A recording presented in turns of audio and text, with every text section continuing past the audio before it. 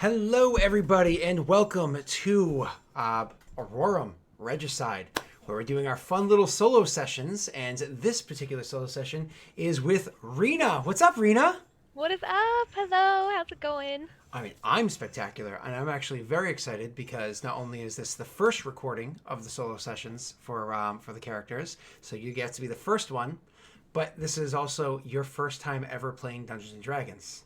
Yeah, I'm super stoked. I am nervous, but I'm excited. There's so much to D&D and everything, but I'm just stoked to finally be getting into it you know, for real.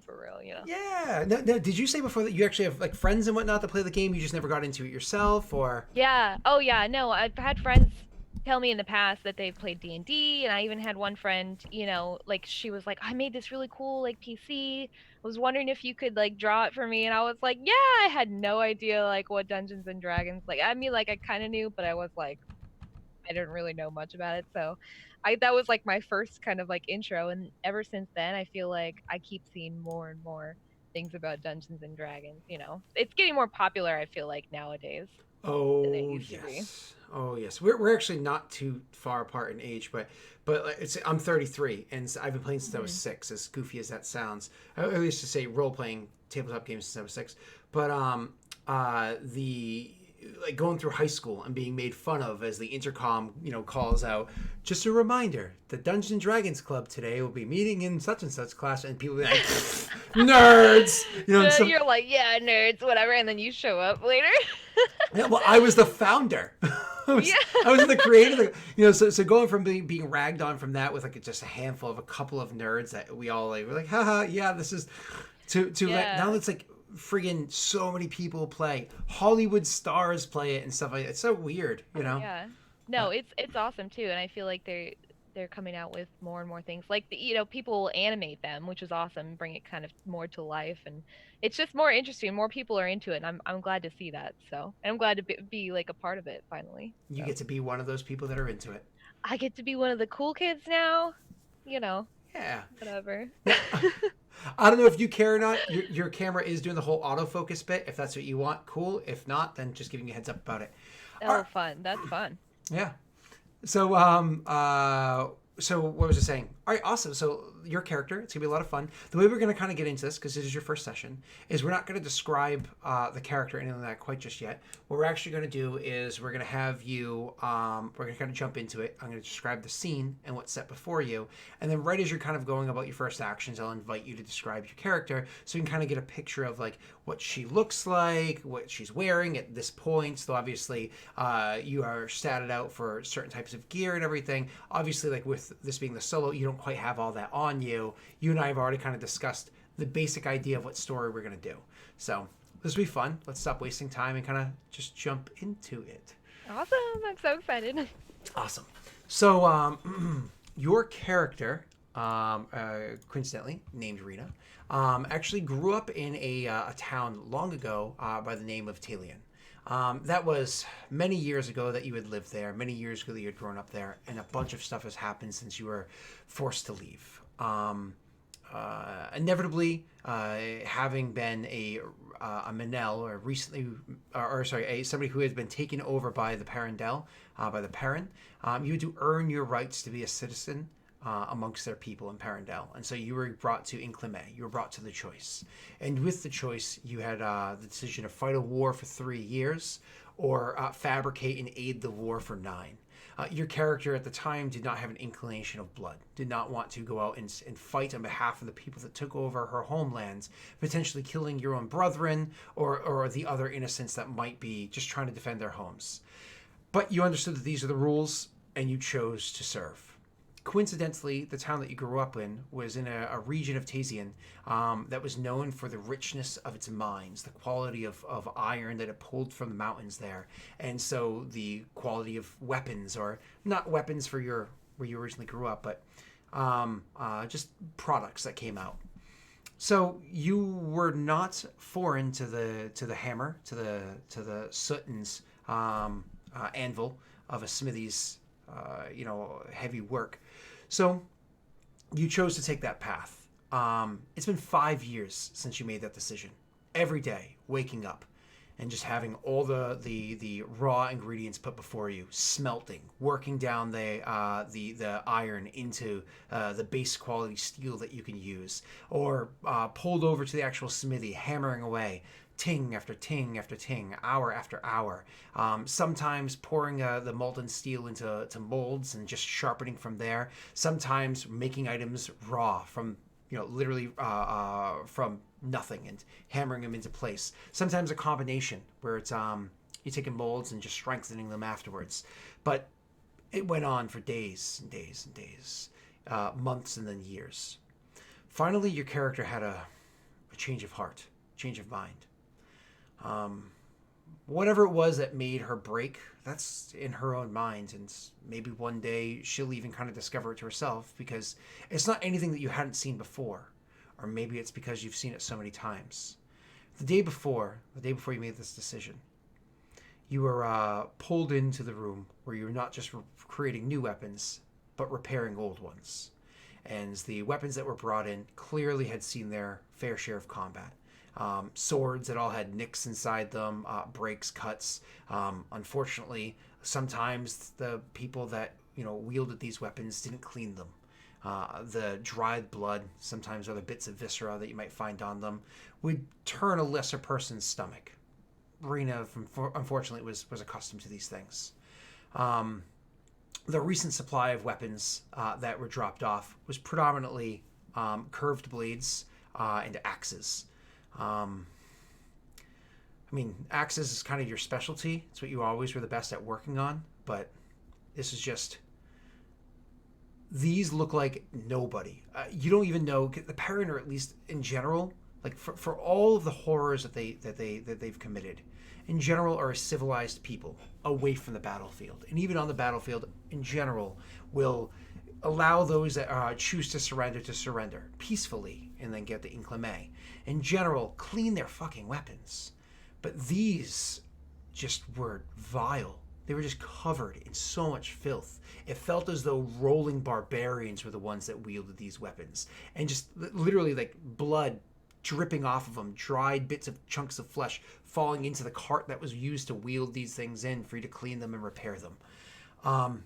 You worked through the supply for a while until it was time for you to go to bed that night, and just kind of like the thoughts of that sitting with you, and everything else from the past 5 years and the 2 years before that. That was the night that you made your decision. The question is, when were you going to take your action? You're going to try to sneak out in the middle of the night? Perhaps try for, I'm transporting these goods in the middle of the day. And here she is lying in bed, awake, contemplating how it is that she's going to leave. What is Rena thinking about? Well, obviously there's a lot on her mind at the moment, and it's just come to a breaking point for her, so she's just ready. There's nothing, there's no doubt, there's no hesitation anymore. At this point in her mind, it was just when and where, essentially. Primarily she's thinking things that are best hidden are often hidden in plain sight, and so I think that her tactic would be to try to sneak out kind of during the day in plain daylight, where most wouldn't even bat an eye, seeing her just transporting some goods out, essentially. It might be tough, but I think that might be the best way to do it. She herself actually happens to be a parent. So when her region was taken over by the Parendel, by the nation of Parendel, her town that happened to be in Taziendale, she was immediately welcomed to be a citizen, to be the Manel that we were talking about before, and a second-class citizen. This inclame was for you to earn your rights to be a first-class citizen, to have full autonomy in this nation and outside of it, and so on and so forth. The fact that you are forced into inclame, whereas usually it's a choice, is a different conversation. It's something to discuss at a different time. But the idea of sneaking out broad daylight, it's not terribly ridiculous. The facility that you happen to be working in has we don't want to call it a town because it's not. It's a work facility that happens to exist at the base of the Vala Mountains. Technically it's the Giants. Giant Reach Mountains? In the province of Vala in Parendel. Most of this land once belonged to Taziendale. But this work camp that happens to be here has 15 smithies. Not just like 15 workers, but 15 actual smithing shops, each one of them with dozens of people that work within them. There's about a quarter mile away is a facility where they actually have the smelting happens, where all the raw ore is brought in and smelted into the correct materials for them to use to then transport over to be turned into weapons. And not far from there, but another quarter mile away from there, is where most of the stuff is transported up into these hills. Yeah, there are local mines that you guys pull some of your materials from, but you also have tons transported into you. The reason why it sounds like, oh, it's like a straight path or like down the road to go get stuff as opposed to just all being right next to each other, which might be more efficient, is because you are in a mountainous region. So it's a matter of setting up stuff where you could possibly get away with it, and then a clean, safe trail getting from this location to that location to the third one. The third transportation one being the only one that really has a security or a checkpoint if somebody were to try to walk through the roads as opposed to down a mountainside. But there's still, of course, guards, and there's still, of course, people that are peacekeepers in this area, and many rangers that watch over the mountains as well. Last thing that the Perrin want is for one of their enemy nations to stumble upon this location and take all their stuff, you know. Yeah. So it is guarded, but there's only really one checkpoint, right? Right. So she's thinking about this and where it is that she needs to go. She has no idea what her actual task is tomorrow, which position she's in. Eventually, she drifts off to sleep. It's not a very restful one. Images of her family, images of a cute little furry creature, kind of haunt her dreams as she tries to rest. In almost what feels like a blink of an eye, it's already morning, and she's already being hollered late to get out of bed, because overslept with no rest at all. Making your way out of bed and getting ready for work as you always do down there. You're told that you're to be assigned in the same exact location, doing the same exact job that you were the day beforehand. Unfortunately, you're really good at the things that you work on. You're a hard, strong-minded individual. So they're happy with the repairs of the weapons you did and putting you back on it.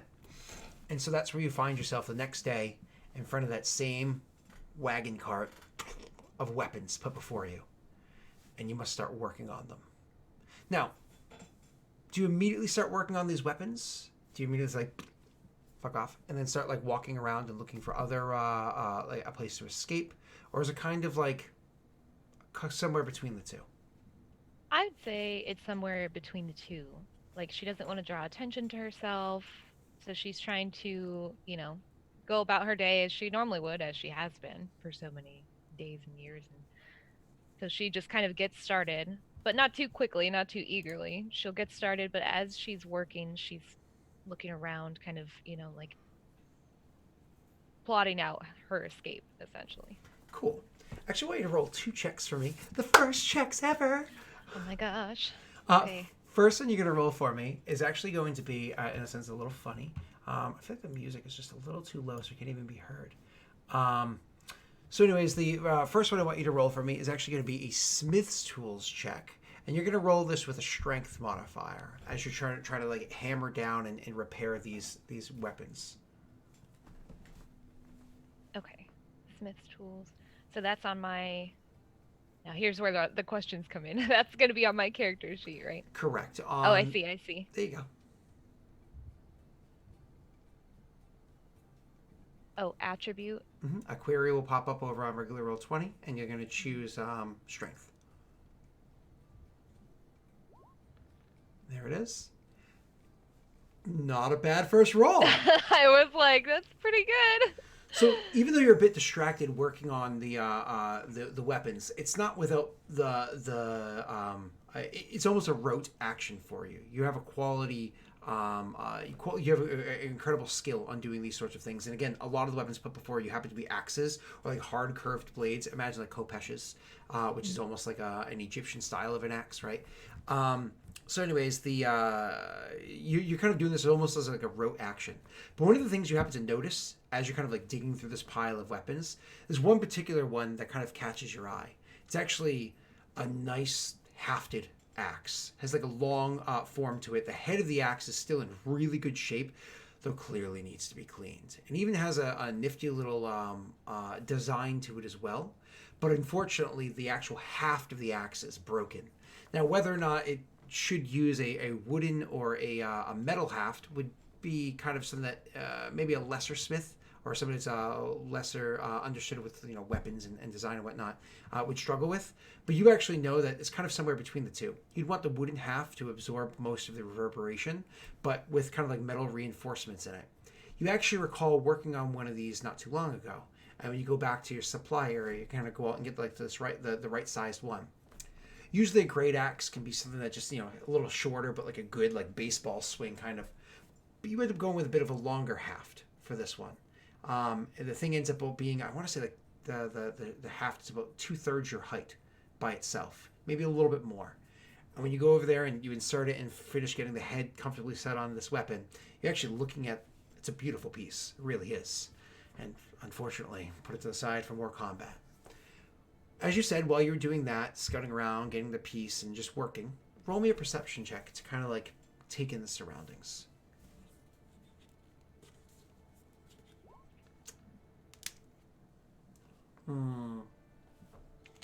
It's sad because it's so close to being able to actually find it, but it's not there. It's funny, because the color of dice that you use is pink. It comes off as very, very pale. Is there a way to choose a slightly darker shade of? Oh yeah, pink? yeah, I could do that. Hang on. Yeah, because I'm like, oh, you could barely see the D20 roll on top of the overlay. Oh wait, you can put a hex number in? Yeah.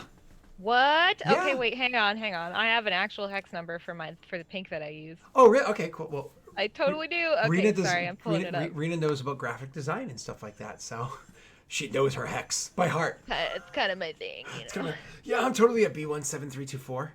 Oh yeah? Oh, wouldn't have wouldn't have thought that, but okay. I have no idea what that is. I don't even know what that would be, to be honest.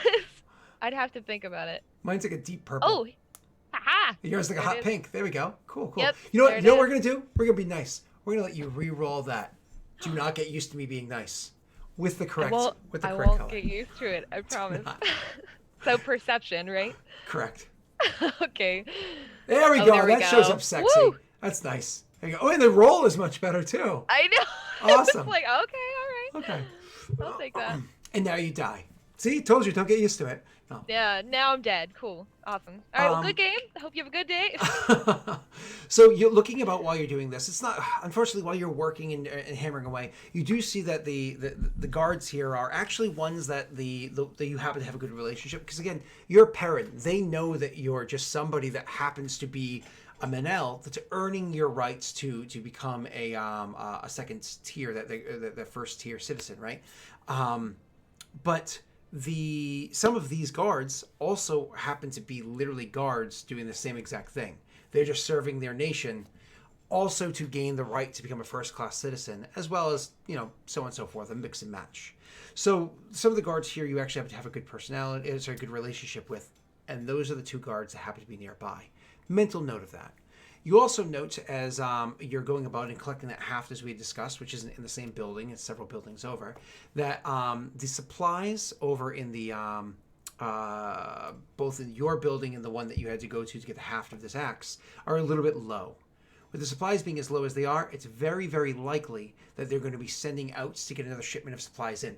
They're constant. Stuff always comes in. Let's be serious. This place is supposed to be kind of like a well-greased engine. But if one particular building or multiple have like a particular demand, they will send wagons out specifically to the smelting area. And people have to kind of handle that. Maybe they'll take volunteers, or maybe it's just somebody's task that day to go handle that sort of a thing. You go back to hammering away, tink, tink, tink, probably starting to formulate a bit of a plan in your mind. Another hour or two rolls by, you handle a few more of the weapons, because you're not putting your heart and soul into these, you're just getting the job done. When finally it's a break, you can finally eat food. And honestly, again, because this isn't like it's a work camp, but it's not like a concentration camp or anything like that. The quality of food is high. You're actually eating ibex. You know what I mean? No, not the greatest of meats. It's cooked the correct way. You have good mountainside mushrooms and whatnot. Everything seasons well enough with lemongrass, and it's actually not bad. I mean, you're actually eating decent foods. While you're sitting there eating, people are having the conversations with one another. Roll me an insight check, kind of like taking in the vibe of everything, kind of absorbing it. It was so funny. It was like, oh. Yeah, it really was. I was like, oh, never mind. You're stuck with it. So you're trying to read the scenario. It's just one of those things where, you know how, like, if you've done something wrong, you just feel like everybody knows. It's ridiculous. Yeah. There's no way that anybody knows. But Yes. it just feels like somebody's going to catch you. Because you're not just thinking about it, you're not just fantasizing about leaving like you have before a couple of times, because you're actually doing it. No, today's the day. I'm doing it today. It feels like everybody's watching you. And you kind of get that almost like nervous feeling constantly as you're eating your meal, and oh my God, they saw me looking over there again. They must know I'm up to something. Just me every day. Oh. I'm just kidding. Hug. Perfect. So you as you're finishing up your meal and people are starting to go about, you can actually see the workers or the foreman's coming over, and it's coming to grab the people that are going to be in line to grab the supplies to go from this camp over to the camp that maintains all the smelted goods. They're going about and kind of collecting their troops. Do you choose to kind of go back to work, or what's your plan from here?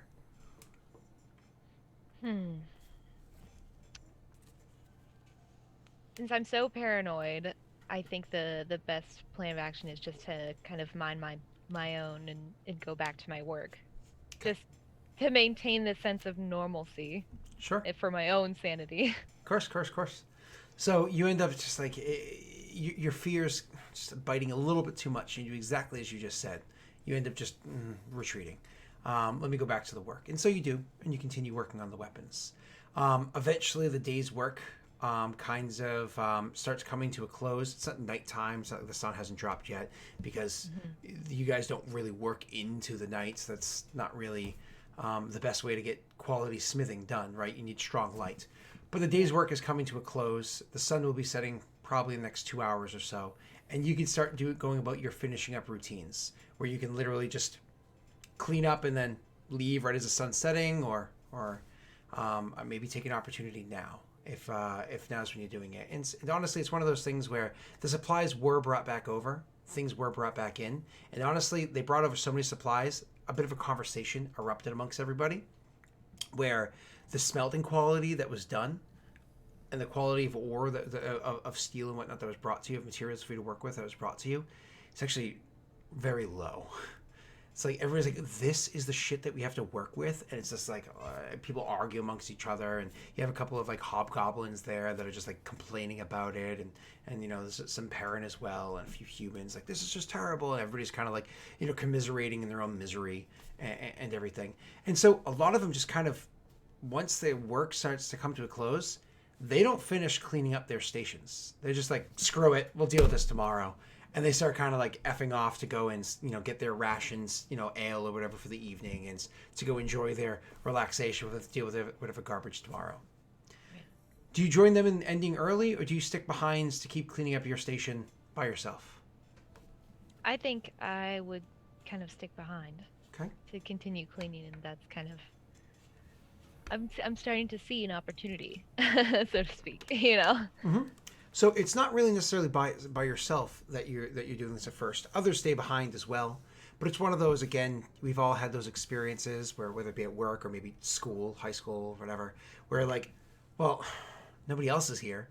Like if there's this few of us, I'm not gonna be the douche that's stuck here too. So they all end up filtering out and so on, or maybe half-ass their job and then just end up leaving. And so literally, it just ends up being you, with your station almost immaculate, as you finish getting together your supplies. So tomorrow, if you were to stay, everything's set perfectly for you, and your day wouldn't be so terrible. It's a couple more minutes pass. Roll a perception check.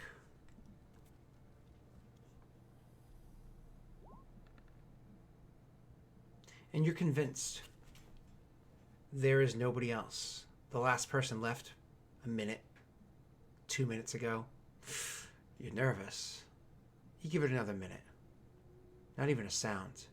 But maybe it's because you weren't listening well enough. You start moving slower, really leaning in and listening, carefully picking stuff up and walking back to where it belongs and putting it down gently, just in case maybe you missed a sound. Oh, you're pretty sure everyone's gone for the day. I'll throw it to you. I'd say that that's definitely the best opportunity if I've ever seen one. Everyone's gone, everybody's done. There's really no chance of anyone coming back. So I'd take that opportunity to kind of gather the things that I'd need, which wouldn't be too much, and kind of dip and dip out, you know. The funny thing about that is you've been thinking about this for a long time, but have convinced yourself time and time again not to do it. Back in your own room, you have a sack prepared, waiting with some basic supplies, some food that's already turned because it was perishable food that you had prepared last time you were planning on going, but also non-perishables that you had prepared in there too, like things like carrots and whatnot that hold for very long periods, not quite non-perishable, that hold for long periods of time, as well as some like dried fruits and things like that that you're like, I've got food at least enough for like 2 or 3 days. I know I can do that. That combined with what I can pick off of the mountainside, because I grew up in this kind of region. I know where the good berries are. Like, I'm pretty sure I've got a few days' food between my pack and what I have here. I know I've got, a makeshift cloak that I could throw over myself to keep me warm if the cold, mountain air comes breezing by. You know that you have a dagger there. It's a dagger that you yourself made. It's well designed. And it even has a little mark on it. A little mark. I've been fiddling with the idea of a brand. But, it's kind of like a precursor. You're not quite happy with the design yet, but, you have your own little mark on it. A dagger stashed away there as well. As you're thinking about going to get your things and leaving your smithy area, you're going to walk out, and you kind of like look back, almost like you hate this place. But at the same time, you love it. You've had friends here. Lots of memories. There's legitimately laughs since maybe even a tryst. Who knows? That has taken place in this region. Right as you're turning to leave, to actually leave this place, no, I'm done. Something catches your eye, the corner of your eye. And you look over to see it really was well created. And the haft is a perfect fit. It'd be an injustice to let it sit in the wrong hands. It's mine. It's mine. I'm taking it with me. There's no doubt in my mind on that either. Heading over there, grabbing that. I'm not looking back. Okay. As you go over and you grab that axe and you start making your way out of the smithy and into your room, I need you to do me a favor because now you're walking to your room. Tell me, are you walking to your room stealthily, Pink Panther style? Da-dum. No. Or is it one of those like, no, I've got, RBF going on and I'm walking there with purpose. Don't fuck with me. Oh, 100% RBF. Okay. They know. I'm walking there with purpose, Nobody needs to question me. I'm just going to my space and minding my own business. Roll me the RBF check. Intimidation. The RBF check. I want to call it that now. Oh, I was tickled that 60 for so long and oh no, fell back down. As you're walking through and just walking with purpose that, yeah, I belong here. This is what's meant to be with this great axe in your hand. You're walking across when one of the others that you, again, are happy to be friends with, comes to just sees you walk across and thinks you look a little peculiar. And so they're going to come approach you. Looking over, like you see out of the corner of your eye, you see he's coming to approach you. His name happens to be Phelan. Phelan is another Perrin, like yourself, who also, like yourself, is trying to earn his rights to becoming a first-class citizen, having been born outside of the boundaries of the nation, but not like you where the region had been taken over. He actually chose to move here. He migrated to this region of his own volition. And so, while you have different backstories, you both kind of have, you got along well enough. So as Phelan comes walking over, and he's like, Rena, I thought we were all getting together for... But before you turn to regard him to say whatever it is that you say, why don't we actually take this moment, describe who he's approaching, what he sees as the sun is cresting. It's not cresting, but setting. The sky is ablaze, purples and oranges, pinks and blues. Okay, so Rena is pretty tall, but like around, you're on above average height for a female heron. She has kind of mid-length hair that's black at the roots and the top that fades into white towards the end. So it's this kind of like really like it's very silvery in the middle and then white towards the end and kind of floats about her. And she moves with purpose. She's kind of, she's lean but she's strong. You can tell that she has got strength to her. And she has these really piercing dark red eyes. And that's probably one of her most noticeable features, apart from her hair. Awesome. That would say. Cool. So she's obviously a striking person, which is probably why others are quick to befriend her. You know what I mean? She's somebody that stands out in a crowd, not some wallflower by any stretch of the imagination, right? So he comes over and he's like, Rena, I thought we were all getting together for the... For the thing, right. Well, I would say Rena remains pretty nonchalant, even though she looks very out of place with this giant axe that she's just happened to be carrying, and continues on as if it's not even there, essentially. She kind of regards him, like, I remember we were meant to meet up, but, I must have gotten caught up in the day's work. You're still working? My thoughts. He points at the axe and he's like, you're still working? Good work is never finished, Phelan. Seriously? Most of us fucked off like 2 hours ago. I don't know what it is about today, but I'm just feeling particularly motivated. He gives you this incredulous look. Roll me a deception check.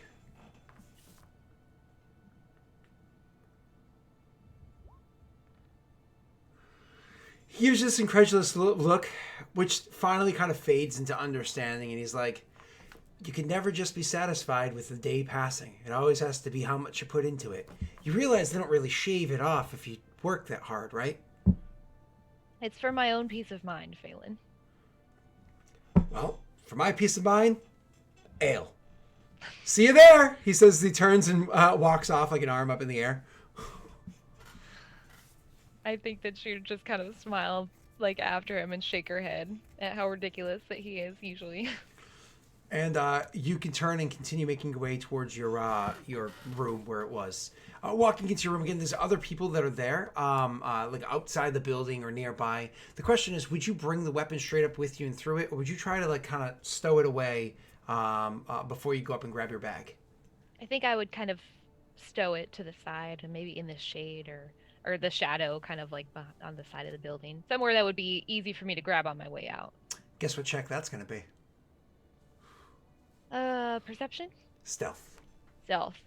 The opposite of perception. Not bad. You like you said, stowed it somewhere that you're like, I know I'm gonna. If I'm not walking directly by this path, I can easily turn into this path without things seeming awkward in the future. And you actually, honestly, there's one of the wagons that you guys use, because there's lots of wagons, whether they be the hand lift ones, almost like a giant wheelbarrow, or ones that would be drawn by a donkey or the like. Nearby, you just slide it underneath one of the lower set ones, and quickly like move one board over it. So it's somebody would have to really be looking to see this thing, or in broad daylight, it happens to notice out of the corner of their eye. You walking into your residence, easily grab up your bag. As you pull it out from where you had it stowed away beforehand, you can kind of catch that smell of some of the food that went a bit sour, but can't really pay any mind to it at the moment. And you're like, oh, that's a reminder. Don't eat everything in this bag. You throw it on over yourself. What kind of bag is it? Is it legitimately a backpack? Is it like a side satchel? What is it a fanny pack? That would be cool, but it's definitely... But it's not cool. It's not cool. I regret my decision now, but no, it's like a traditional kind of backpack. It's pretty like medium size, nothing like cumbersome or anything like that. So just regular kind of backpack. She's a Poindexter. She got the straps both on with like the clip on the front too, and she's like, It's like "Yeah, that hiking kind of backpack, Yeah, it's got the back brace and everything. Yep. I'm ready for school, guys. I carry all my books, even when I don't need them today." I can bring them all with me. Yeah, I'm ready to go. Prepared for anything, even a math test. Hermione Granger. So you grab up your backpack with the stuff inside. Nobody really pays any mind to it as you go back down, and you start going to grab your axe to leave. Do me another favor. Roll me a perception check as you're heading over back towards your axe.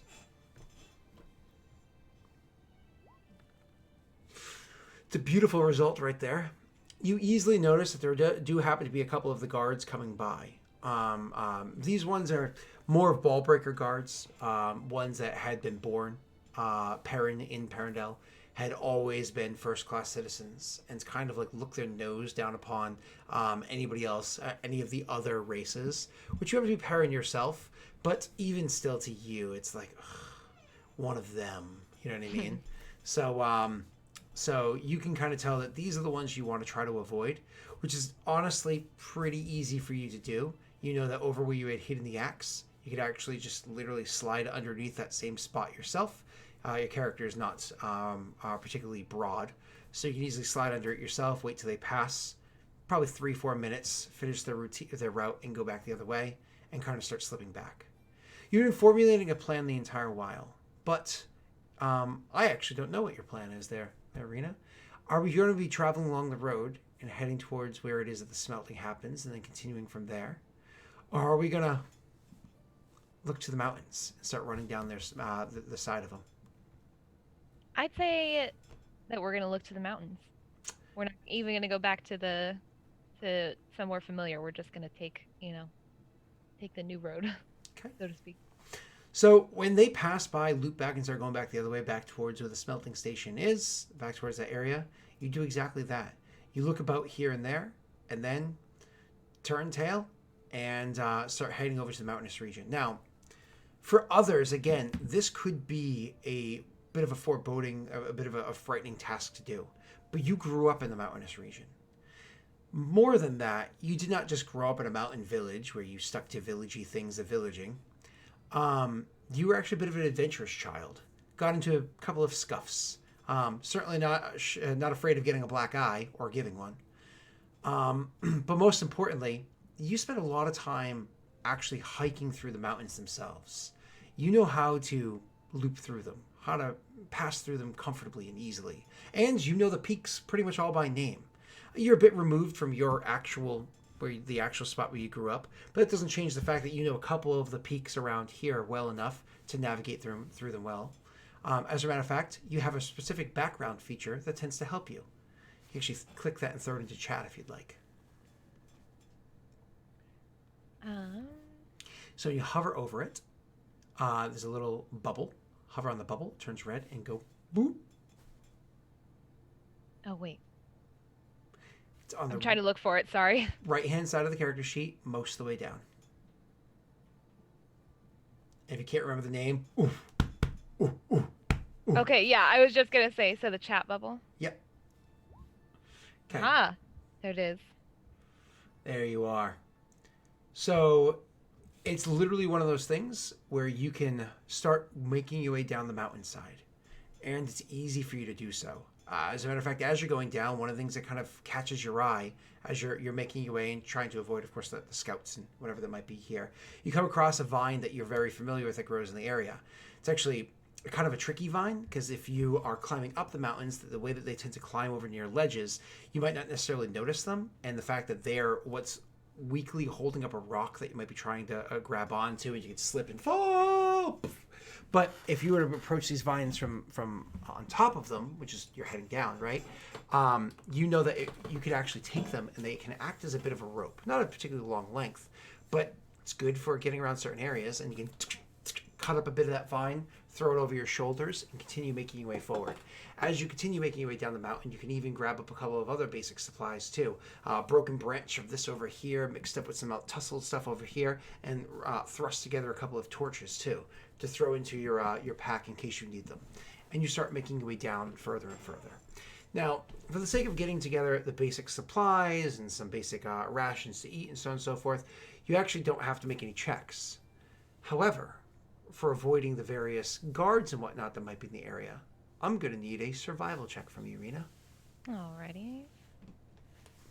Roll low for me. Can we get a 1? Not sure I could do that. Oh, well. So, with the luck that you've had so far, I think where I'm going to put you on the overlay is the middle slot. That tends to be the consistently good luck spot. The top one is not good. The middle one tends to be consistently pretty good, and the bottom one tends to be the worst. Like, oh no. I don't want to be in the bottom. I think we should put you in the middle slot. Just we'll see if somebody else rolls better. Maybe Doxy will do a really good job. We'll see.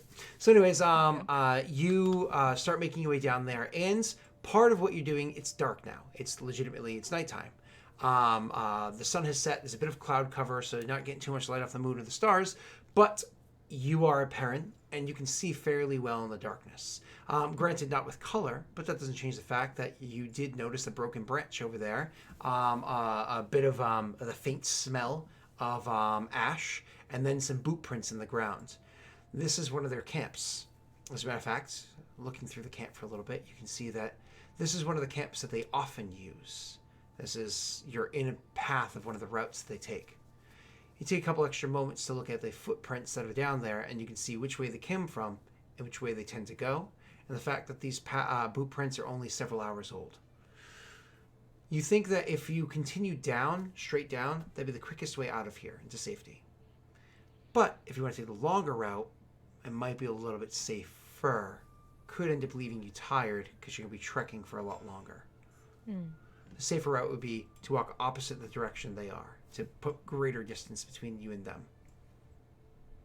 I'd say let's take the quicker route. And so keep looping your way down the mountain. But as you're looping your way down, you can of course try to do so as safely as you can. Since you chose the quicker route, I need you to roll me a stealth check, but with disadvantage. Do you know how to do that? I don't know. At the very top of your character sheet, there's going to be a little toggle. Wait, where's my cursor? There you are. Where it toggle. says disadvantage there. Correct. So click that. Correct. And then click stealth. But nothing can stop the Rainster! Jesus Christ! Stops me. Oh, man. She's like, force to be reckoned with. Oh, you think I'm going to get away with it? No. It's not me. And so you easily make your way down the mountains through the night and traveling as far and as quickly as you can, trying to get to safety. And you do make a considerable distance. You travel well into the night and probably even close to the break of day.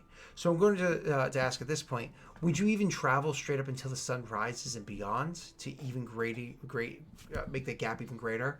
Or would you be kind of afraid of making decisions while a bit tired, and so even though it leaves you in danger for longer, at least maybe you can find a spot to rest, maybe they won't notice you there, maybe get a clear head? I'd say we'd need more distance. So I'd put more distance between myself and any chance of them finding me. You continue pushing yourself on, and in doing so, you are going to, of course, hopefully not make yourself too tired as you're doing this. Make me what's called a Constitution save. Top left-hand corner of your character sheet, over near where the dexterity thing is, beneath proficiency bonus. Do I go back to normal, or am I at a disadvantage still? Normal, and thank you for asking. I totally forgot to say. You said Constitution? Constitution save, so make sure it's not your line of stats, but the ones inside the little box. Right. Correct. Okay, so just click that. Mm-hmm. So it's actually Constitution as opposed to Constitution save. Oh, sorry. Immediately to the right of that, above where your skills are, is the box of saving throws. Oh, saving throws. I see. Sorry, that was my mistake. Nope, you're fine. It's just a better modifier for you, but now you have to re-roll. See what happens. Yay! Okay. She rolls 90-20 or something. Oh, no! I got her! I got her! Knew you would eventually. Oh, that's awesome. And your little dog, too. No. So with a failed save, you unfortunately gain what's called a degree of exhaustion. Okay. So I'm actually going to give to you a link that I hadn't given to you prior. I'm going to give this to you over in Discord so you can open this link for yourself. Right. There you are. Let me know when you have the little page open. Yep, I do. It's an awesome little reference. There's a bunch of different box colors. Go down to the red, which is like the second from the bottom. Mm-hmm. Then find the one that says exhausted, which is... Yeah, I see that. Yep, click on that. So there's levels of exhaustion. You're going to have one level of exhaustion. Disadvantage on ability checks. Now, ability checks means skill checks and a couple of other things, but it's not saving throws or attacks or anything like that. So as you had said, you're going to continue looping your way down the mountain, trying to get quicker and quicker and quicker, but it makes you tired as you're doing so. I'm going to need, before you clear the area, because there are still, of course, dangers that exist down here, one more survival check from you. But this, of course, is rolled with disadvantage because you are tired. You said survival, so I'm on disadvantage. Mm-hmm. And so what this survival check is for is avoiding the last guards that might exist down here, the peripheral ones that might exist down in the mountainous region. That kind of protects the camp from all the different peoples that are about. And you avoid them easily. You actually notice the boot prints that are over in front of you, because you actually do come across some boot prints. And what it ends up being is, as you're making your way down, so on and so forth, you happen to see a snapped twig that kind of like alerts your mind. Something's been through here recently. Was it an animal? Or nope, there's boots there. Just leading down and checking out the boot prints. You're not like a master tracker or anything, but these look old, very old. But you know that this is still a region that's fairly often scouted. So you get very cautious. You end up laying down. You're tired anyways. Have a quick little snack. Oh, not that. Get a different snack. The good one. and like lying on a rock and kind of looking about. And it's a good thing you did, because that boot print was so old that they've recently looped back around. From a vantage point, you're able to watch the group of 3 scouts making their way, kind of having a conversation. 3 parent scouts that are going by. And of course, you could choose to ambush them, a little tired, and odds 3 to 1, or say 1 to 3, or you can just quietly lie there and let them pass. I'd say it'd be smarter to just let them pass. You don't even need to make a stealth check or anything like that. You beat the survival check. They have no idea that you're there. You literally just have to not eat, chips out of a aluminum bag or whatever. All I got, man. Those kettle cooked ones. But they're delicious, though, right? Yeah, so good. They're not stale. So the only thing. Doritos or something. So, anyways, they pass by, no problems, and you're able to continue your trek down the mountain. Once you get past them, you're finally able to find a place to rest. It's actually a small little cave. When I say cave, it's not like even something large enough that a bear could fit into if they wanted to. It's a small little cave that you end up finding. You kind of like look in. You lean into it. You're like, oh, it looks well enough. It's not going to be comfortable. Going to wake up with a crick in the neck. But hey, what the hell? You throw the bag into it and you squeeze yourself inside there and kind of like angle yourself in such a way that at least nothing's going to know that you're here. And you can even take your bag and kind of plug up the cave well enough that, God, if something came at you while you're passed out, at least they'd be ripping apart your bag, and that would give you a little bit of notice first. Right. Okay. Of course, you pull your dagger from the bag and tuck it into your pants, because that's the safest place to have a dagger. Obviously. And you spend the night resting. I imagine tonight is a very, very deep and restful sleep. You can taste freedom. It puts a degree of peace onto your character's mind. But more than that, you're exhausted. And so you end up sleeping for hours and hours and hours. Finally, when you wake up and you come to, you're a bit groggy. You can pull yourself out of the cave. You get that crick, all over. Probably snapping a couple of joints. Have your breakfast. And, yeah, right? Yeah, getting it all out. Yeah. It's funny, when I went to I got my upper spine too. It was like... You're like, ooh, yeah. Actually. It's all the fun ones. The one that hurts nowadays is this one. It's because so much friggin' texting and stuff, you know? Yeah. It's like Discord has destroyed my thumb You can right always, here. like, pop that one. Yeah. I can't do it. right now, but no, every once in a while I can. I can't even crack it lately. It's like so worn down. I'm afraid I'm getting carpal tunnel. I knew you were gonna say it. How dare you? Oh, shh! Don't tell anybody. I won't share it. It's like the horrors of our generation. All right, That so would anyways, be the worst. right? I know. It's like everything is. It's like Everything else would be fine, just not that, please. all right, Elon Musk, we need that neural link, okay? I don't want to type anymore. I just want to think to Discord. So, Yeah, there you go. wire up my brain, baby. So, your character eats their breakfast and is able to kind of like get up and start traveling on. Where do you go? Where are you heading? What's on your character's mind? I'd say she's in survival mode, so the next thing on her mind is water. So she's looking for the next nearest source of water that's still, very far away from where she's leaving. Mm-hmm. Sure. So like maybe a river, a stream, a creek, waterfall, something, I don't know, whatever, pond, lake, whatever it might be. Just something that's so she can have a better, knowledge of the area and like a point, kind of in her mind map to like base everything else off of. So if she's got, a water source, then she can kind of like figure out where to go from there. Cool. As for that water source, there are a couple of them for you to choose from with the region that you're in. You could actually theoretically head south if you wanted to, if you remember correctly. You could head south because you're in the region of Vala, as we had said before, in the province of Vala, and that would bring you closer and closer to the city of Momley, which you know all too well. But you don't necessarily have to head that way. Instead, you can look to a lake that's closer to where you are. Too small to exist on a large-scale map, but one of the smaller lakes that might be in this region. Not that you know exactly where a lake is, just that you know these mountains well enough to know where one would likely form. You know what I mean? Yeah. Would you be trying to head towards over the rivered area and over towards more Perrin populace? Or are you looking to kind of keep to the low-key and the individual? I'd say probably keep more to the individual. Okay, and so you'll do that. What I need from you next is, and don't worry, this is not about being bumped into by any of the guards. You're safe. You did a good job. I hate you, but you did a good job. Roll me a survival check. Okay.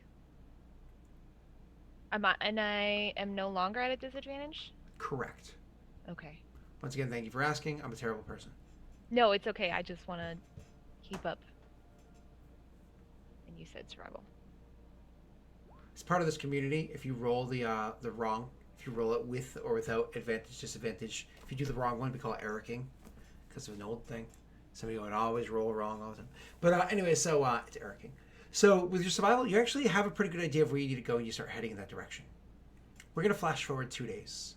You had 3 days worth of rations, and you did a pretty good job of scrounging about what you need to get together the food that you need and so on and so forth, and kind of keep yourself going.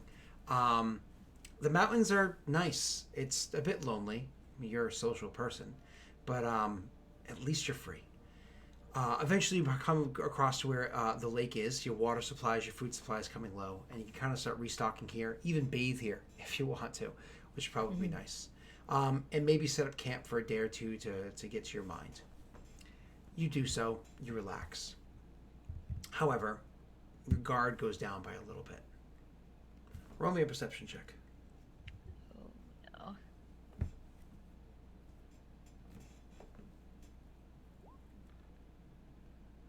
Oh, no. That's even more beautiful than I ever could have hoped for. I knew you were hoping for something like that. I was like, if this would be the time for a 1, it would be now. Like, I was like, well, I know what to do when she rolls that inevitable 20. I know how to handle this. Sure, it's cool, but that's so beautiful. oh, no. Worst roll. All right, bring it on. What do we got? So you're it's not like it's not like while you're bathing or anything creepy. It's actually after you had recently kind of cleaned yourself up. You had spent by this lake less than a day's time. And you'd already gone down here. You enjoyed some clean water. Oh my God, it felt so good. You'd been able to finally clean yourself, which everybody knows how good it is to. If you've ever actually been camping And like Yeah. literally, I know you live in a very hot state, but if you ever take it like bathing inside of like a pool, like the Poconos Mountains up in Pennsylvania, oh my God, you it's so cold, it's exfoliating. You Oh, jeez. you come out and you're like, ah, I'm good now. I'm good. I'm clean. I'm clean. Like 2 seconds. Oh no, it's so clean feeling, right? So you come out and Yeah. it's like one of those really extremely clean feelings that you have going on. Moving on. So your character, she's literally just recently caught a fish while you were in there, and you're actually able to get together some berries and whatnot. You're making food. Your guard is down. And the first thing that you hear, the first sign that you're not alone, it's not the breaking of a twig. It's not the rustling of bushes. It's not a prickly feeling in the back of the neck that makes you spring around and look that way or anything like that. It's, ho, what do we have here? Oh God. As you turn around to see two people making their way towards you, and not even from cover. It wasn't even like they're coming through a bunch of brush or whatever, where they were like creeping their way in. It's like they were just walking up to you from behind where you were facing, and making your way over to where you were literally bent over to cooking your food over a bit of a spit, with your fish there and your berries kind of like warming up next to it, so they have like a nice little pop to them when you eat them. Mm-hmm. And you hear, oh, what do we have here?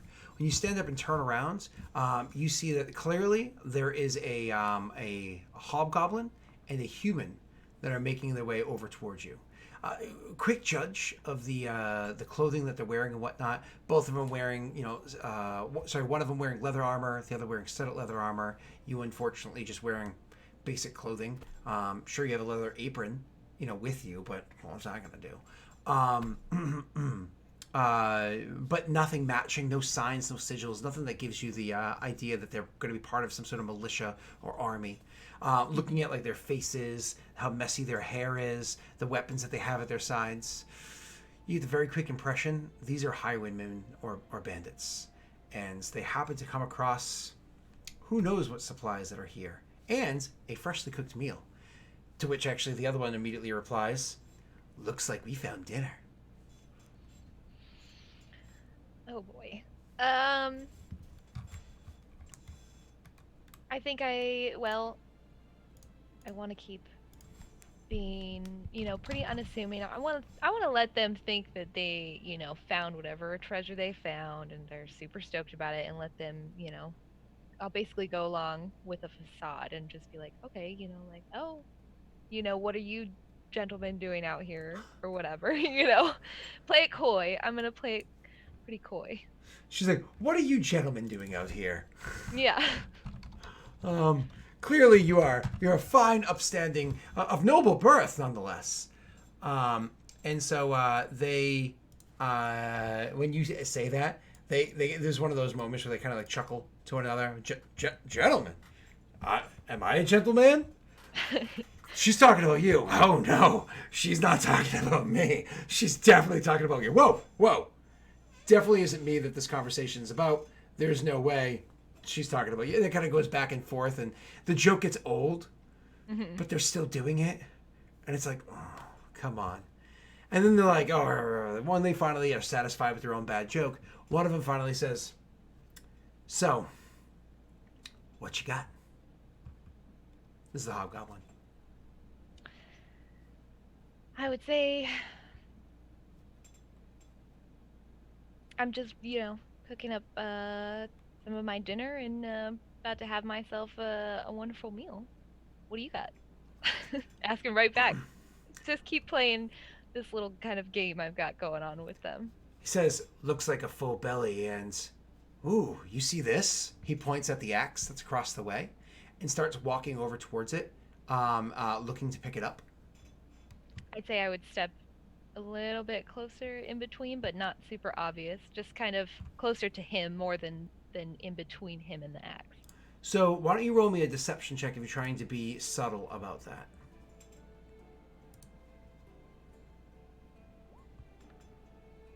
It's not that you're super able to hide your motive or anything like that, but it's not overt like, oh, I'm going to use that thing.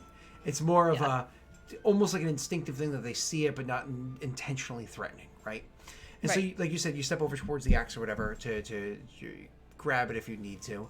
And they do see you doing that. And so he looks at you, the hobgoblin, a bit wryly and says, "Oh, did you think you needed that?"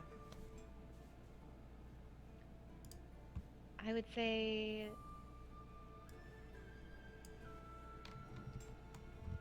not unless you give me a reason to. The the human is like, "There's no reason. No reason at all." As he walks over towards kind of like the opposite side of you, so almost like flanking you now, over to where you were cooking your food. And that fish isn't done. Let's be serious. It's not done. Picks it up and from the spit. It's a little hot, but you can see it's like, ooh, ooh, bites into the skin, which is just barely getting a bit of a crisp to it, and bites into it and into the semi-raw flesh of the fish, and just starts eating it. Help yourself, I guess. Oh, I intend to. And then eating that fish and going over towards your backpack he starts sitting down next to your backpack eating the fish and starts to open it up, rifling through it.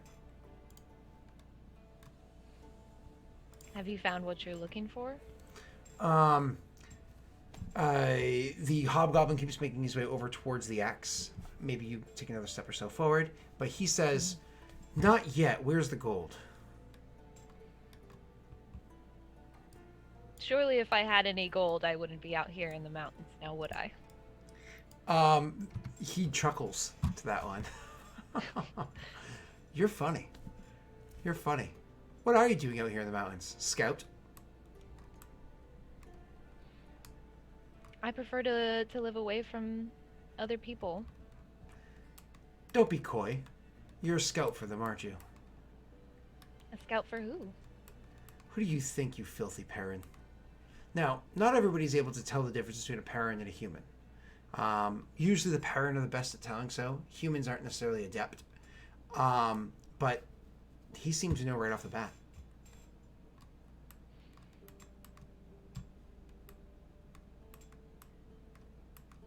I can tell you now there's no way that I would be a scout for those horrible Perrin any longer. Oh. Are you waiting for it? Oh, I'm waiting for it. I am so waiting for it. All right, what excuse is she going to give? I'm thinking she was a part of a region that was taken over by the war. That's what they say every time, isn't it? I know. You're still one of them. I denounced myself from them the moment that they murdered my entire family. Very well then. You denounced yourself from them. And that's wonderful. I'm glad that you did that. But just to be clear here, this is ours, he says as he stands up, throwing the backpack and the stuff back into it over his shoulder. And you're welcome to enjoy your life removed from everybody else and on your own. And the hobgoblin reaches down to grab the great axe to pick it up. Say that is when I'd go ahead and just say fuck it and probably go to attack the hobgoblin before he reaches the axe. Get to it before he does. Kind of drawing a dagger out, sort of a thing? Yeah. Okay. Why don't you do me a favor, and you're going to click your token. And then after you click your token, on your character sheet, you're going to click the button Roll for Initiative.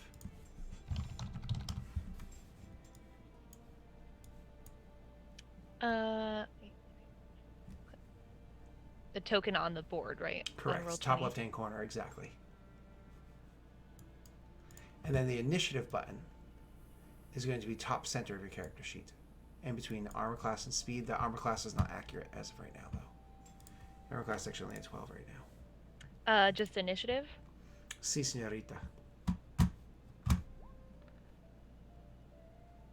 There you go. It's a lucky 13 right there. That is a good number. Let's see what happens with mine. Sorry. Hopefully this is the low one. And it is. So as you go lunging forward towards the hobgoblin, the human is actually able to act first. But his action is actually because he's not threatened by you right now. You're one Perrin female by yourself in the middle of the woods. Your axe is on the ground or like leaning up against something, about to be picked up by his companion. He's fully armed to the teeth, and you've got no discernible weapon in sight. He's actually spends his turn, aside from chuckling, going over to where your food is and scooping up the berries that you've been warming and just popping them into his mouth like you would lick blueberries or popcorn or something like that, right? So he actually spends his turn not attacking. Your character, on your turn, as a reminder, Rena, the way that combat goes is you have 3 different types of actions that you work with. You have your move, which is up to 30 feet for you. You have your action, which is things like attacking or whatever else. There's a whole bunch of stuff you can do with your action. And there's your bonus action, which there are a few different things you can do with that too. Your character currently only has one thing you can do with your bonus, so kind of ignore that one for now. There's also a 4th thing called free actions. They're limited, but they don't take up any time. There's no limit in how many you can do, just limited in what your options are. One such free action is drawing your dagger. And so you're able to draw your dagger, and you're able to move, you said you wanted to attack the hobgoblin, over towards the hobgoblin. So you kind of like are able to rush up to him. And you can attack him if you'd like. Technically, you could also try to just grab the axe itself and maybe have like a wrestling match back and forth between you two. Mine, no mine, no mine. But, Right. But it's up to you. You wanted to attack the hobgoblin? Yeah. Okay. I'd say go ahead and pull my dagger. Sure. I'll allow you to make the attack roll, and then we'll kind of like describe out the scene and how it plays. Okay. So I did put dagger onto your character sheet, which you didn't have prior. You're welcome to use that to... So just click that and then it... Mm-hmm. Perfect. Oh, wait. May the force be with you. I know, seriously. Nerdy one. Don't put that on me. Wait, okay, how do I use it again? On your character sheet, middle, Uh-huh. click the button that says dagger. It just lets me change the name? Are you clicking the Are you clicking the wheel or? Oh no, you're in your items. The Yeah. box above that where it says attacks and spellcasting. Oh, there. Okay, sorry, I There see you it. go. Attack. I was scrolled up too high in your character sheet, so I didn't see what you were doing. I was down there. Yeah, okay. This one. That is a hit, ma'am. Wow, that's awesome. So you come rushing at him with the dagger. Roll damage with your dagger. Okay. So what am I clicking now? Over on the chat window, where all of your results pop up, Uh-huh. right there, you're gonna click the word dagger. Oh, that's right. I Yep. remember now. That's crazy good. Are you kidding me? Not enough to drop the guy, but you come running at him. So this is what happens. As the one's like laughing and he goes to reach for it, and you're like, no, I'm done now. Like, I'm done with this. Would you like to describe it or you want me to? You go ahead. Okay. Just so I can get a feel for it. Yeah, you're still getting comfortable. Yep.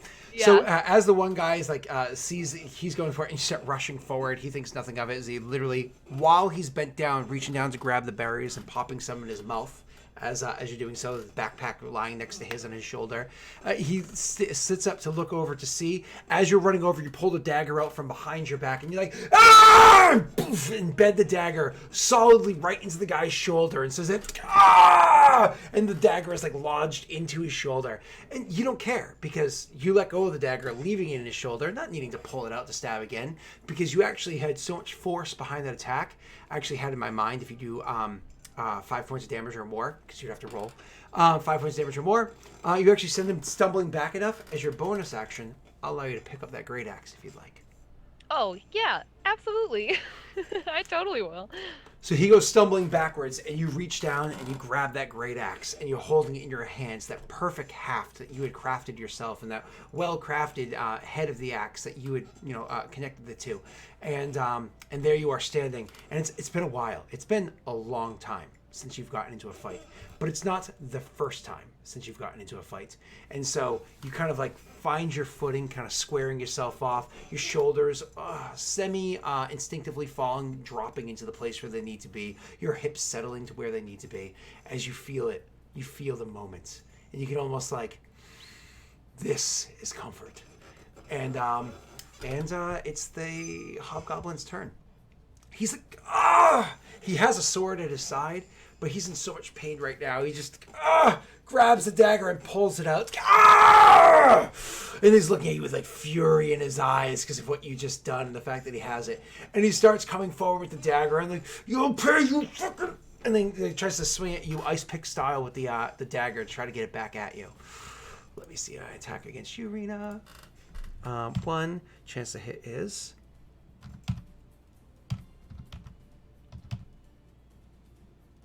Let's see if it actually pops up. Come on, roll 20. You can do it. Show me my result, roll 20. That'd be great. Or not. Okay, that was useful. Let's try this instead. That was funny. You won't see it, by the way. You'll just see what it says. Yep. Yeah, I get attacked. Exactly. And so he actually comes back at you with the dagger, and he tries to ice pick smash you with the dagger, and you're able to actually thrust the haft of your weapon up and catch him in the wrist and stop the attack. But he's not an idiot, and he's not slow by any stretch. He had pulled that dagger out as a distraction, not as the actual intent to hit you. He has his own weapon at his side, and he actually draws out a sword from underneath. So while your guard is up high, blocking against the dagger, you've got no armor on, and your gut is exposed. He swipes underneath with a short sword and it hits your stomach. It's not too deep of a gash, but it's certainly one that you feel, dealing to you 4 points of damage. Ugh. As a reminder, if you click your token, little red bubble, Right.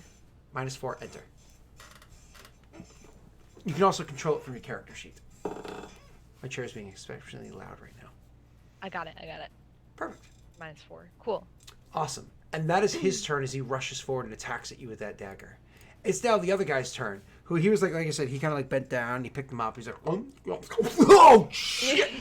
Freaking out, yeah. And he goes over and he's going to actually grab out, very quickly he's going to grab out a battle axe from his own pack. He's kind of reach over and just grab this thing, he's like, what the hell? And he's rushing towards you quickly with a one-hand overhead chop, trying to attack at you from behind with this thing.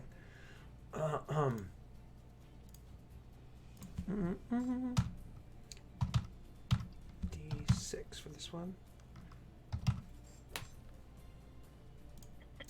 As I'd said beforehand, you know axes better than you know anything else. And so you saw to the corner of your eye the axe coming, and you know how to defend against them extremely well. It's actually kind of funny. As he did that, the block, he took the thing to the hit to the side. You kind of thrust forward with the haft of your great axe to push the one in front of you back a couple steps, and you're able to turn around just enough to use a nickname for an axe as a shield on a stick. And that's very well how you use this thing.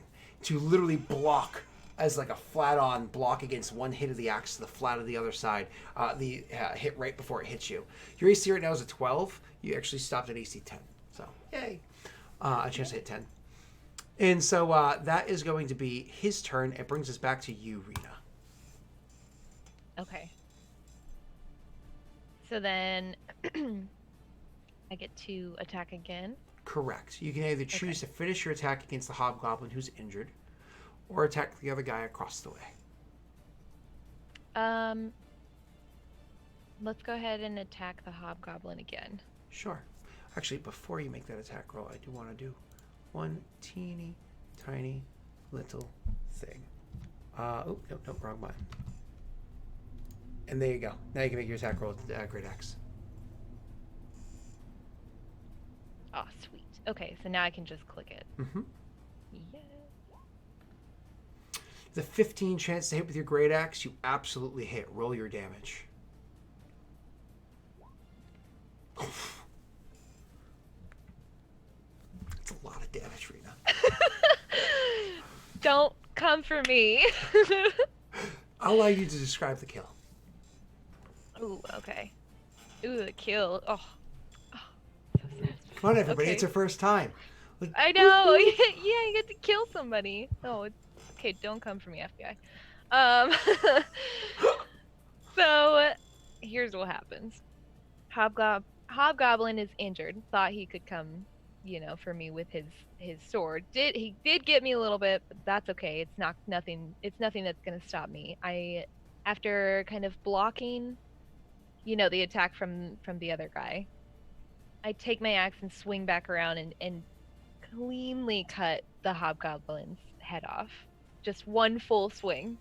because I have enough momentum from the block that I can swing the axe back over and just slice right through the hobgoblin's head before he can hit me with his sword. This And then wep- I kind of circle back around to face the other guy after even before the hobgoblin's head hits the ground. Before you hear it thump, I'm already turned back around to face the other guy, and you can just hear the hobgoblin's head like thump against the ground and roll off. I mean, this weapon was just serviced. I mean, we're talking its blade is sharp. It is you like you said facing this other guy. You know, the cool kids don't watch explosions, right? Yeah, we don't look at it. Yeah, It cool happened. chicks don't watch decapitations, right? No. So, Nope. so I was thinking, yeah. Yeah, a bit of blood splatter might like come onto my clothing or something or hit me or whatever, and I've got this cool like look, but I'm not even interested in looking at the decapitation I just caused. You can see there's a My you can see there's a look of fear in his eyes as that body lies dead, you know, in front of him. You can see there's a look of fear in his eyes, but he's able to steel his nerves and be like, "You fucking bitch," and then he's going to come at you again with the axe in his hands. So I actually made a check against like a morale check, and he's going to stay. He's going to stay and fight. It's his turn next, and he's going to attack you. Where's my over here? I have to do it this way because the card arrangement. Bump, bump, bump, bump, bump, bump, bump, bump, and here's the attack roll. So as you can wheel around to see, he's as I said, he's like you fucking, and he goes to swing at you with the attack, and you had more or less look to take the top of your axe, the actual head of the axe, and use that to catch the weapon at its haft. But he saw that coming. He kind of was using this as a bit of a feint. So as he started with the overhead chop for you to block, he very quickly switches the momentum of the axe and drops down to a knee, and then ends up coming up with it and slashing upwards and catching with the inside of your primary arm and leaving like a nasty gash that's immediately drawing blood, and like blood is kind of pouring out of it. My apologies, this is a bad one. You're gonna take 5 points of damage from this attack. Whew. Yeah, it's a hefty one, sorry. And that brings it back to your turn. Okay, I'm coming for him. We're gonna attack. Now, before you attack, I'd like to remind you, one of the things that you can do is, as you take this attack and you're kind of like reeling from the moment. I have second wind. I forgot. Yep. That might actually be a good idea. How would you like to describe your character doing the second wind as you roll it? Kind of like Rocky. It when we were reading it, it happens within like a moment, right? Yep. It's just like okay. It's a bonus action. 1 second less.